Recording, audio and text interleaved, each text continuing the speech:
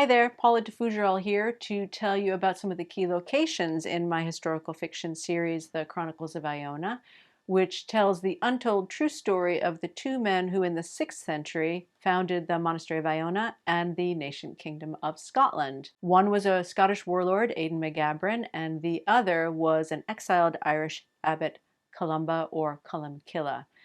Now, the series ranges over the whole of the British Isles and Ireland, but there are really two main locations that we return to again and again in the series that really anchor the stories. One of them is the Monastery of Iona, but the other is Dunadd Hillfort, where Aidan McGabran resides. So first up, Dunadd Hillfort. In the early medieval period, Dalriada existed on both sides of the Irish Sea. You had a half in Scotland and a half in Ireland. It eventually became a maritime power, but at the time of the stories in the 6th century, it was a backwater colony, the back of beyond. At the time of the books, it was like the Wild West, a frontier zone. Most people lived in fortified farmsteads with their extended families and their livestock. In Irish, that's called a rath. If you were very lucky, the ruling class lived on heights, anywhere they could get up and away from everybody else. So sea stacks, hills, promontories that stuck out into the sea. And those were called dunes, which means a fortified place. It was the dunes in which the kings resided. In Irish, a king is called a ree. In Argyll in Scotland, there were three families, three main kin groups at the time, the Kennel Angasa, the Kennel Lorne, and the Kennel Gabran. And each of those Kennela had a major hill fort where their kings resided. But there was always one man who ruled them all, who was called the Ruri, the Great King, or the Over King. And for Dalriada as a whole, the Ruri resided in the hill fort of Dunadd, the Dun on the River Ad, which is in modern Kilmartin Glen in Argyll. Aidan McGabran's father was Ruri of Dalriada for a short time before he was slain in battle against the Picts. So Dunadd Hillfort is where Aidan McGabran grew up. And this is what we think it looks like. There were 3 levels of habitation. The lowest level was where the livestock, where the stables were, where the industry of the fort was.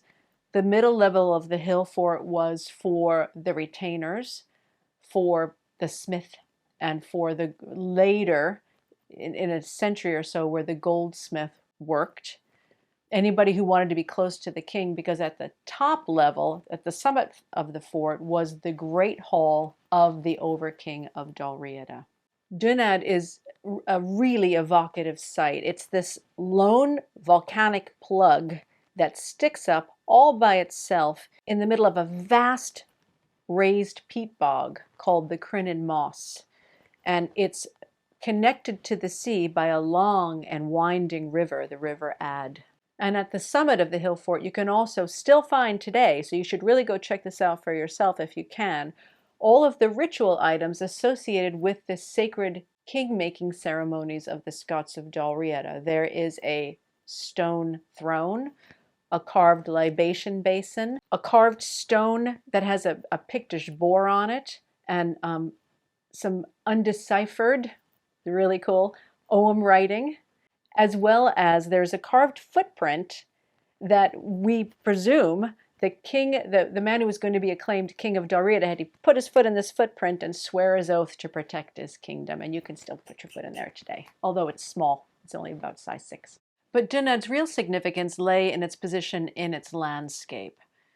Kilmartin Glen has one of the richest concentrations of prehistoric ritual sites in all of the UK. At last count, over 800 and rising.